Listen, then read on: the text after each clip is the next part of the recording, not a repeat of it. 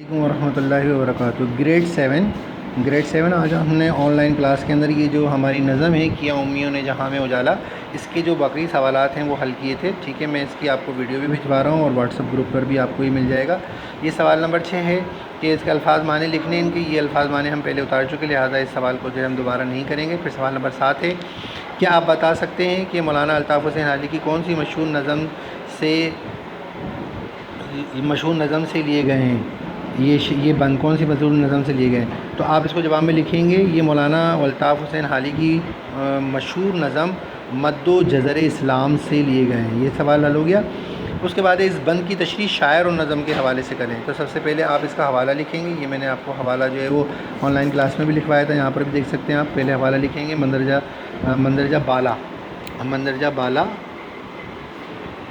مندرجہ بالا بند ہماری اردو کی درسی کتاب کی نظم کیا امیوں نے جہاں میں اجالا سے لیا گیا ہے۔ ٹھیک ہے، جس کے شاعر مولانا الطاف حسین حالی ہیں۔ ٹھیک ہے، جس کے شاعر مولانا الطاف حسین ہیں۔ اس نظم کے شاعر مولانا الطاف حسین حالی ہیں، جنہیں اردو نظم و نثر میں کمال حاصل ہے۔ مولانا مسلمانوں کی حالت زار کو دیکھ کر بہت کڑتے تھے، ان کے سینے میں مسلمانوں کا درد تھا۔ ٹھیک ہے، اس کے بعد تشریح کریں گے۔ تشریح یا اشعار لکھیں میں آپ اس کی تشریح کریں گے۔ ہوا غلغلہ نیکیوں کا بدوں میں، یعنی جو جتنے بھی بد لوگ تھے وہ بھی نیک کام کرنے لگے، اور کفر پڑی کھلبلی کفر کی سرحدوں میں، کفر کے اندر جو ہے وہ یہ پریشانی لاحق ہو گئی کہ سارے جو ہے کافر مسلمان ہو رہے ہیں، تو ہمارا کیا بنے گا۔ ہوئی آتش افسردہ آتش قدوں میں، اور جہاں جہاں ان کے معبود خانوں میں، عبادت خانوں میں آگ جل رہی تھی جس کی وہ عبادت کرتے تھے، وہ جو ہے وہ بجھ گئی، ختم ہونے لگی خاک سی اڑنے سب معبودوں میں، ان کے عبادت خانوں میں کوئی نہیں جانے لگا، وہاں خاک اڑنے لگی۔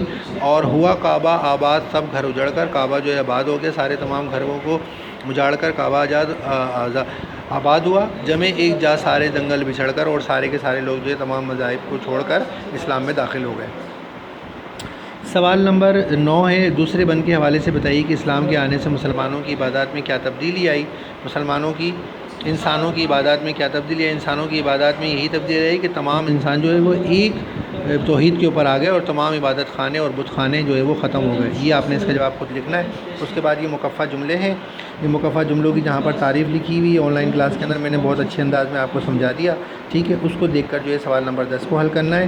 مکفہ جملے جو ہے وہ ایسے جملوں کو کہتے ہیں جن کے جو ہے وہ قافیے ملتے ہوئے ہوں، جیسے یہاں پر اسکول، دھول، طول، پھول، معمول اور مشغول ہے۔ اس کے بعد یہی مکفہ جملوں کی جو ہے وہ انہوں نے یہاں پر بلینکس دی ہیں، جو کہ الفاظ اوپر لکھے ہیں، اس کو دیکھ کے آپ کو اس کا جواب لکھنا ہے۔ ٹھیک ہے، امید ہے آپ کی سمجھ میں یہ آ گیا ہوگا اور آپ اس کو مکمل کر لیں گے۔ السلام علیکم ورحمۃ اللہ وبرکاتہ۔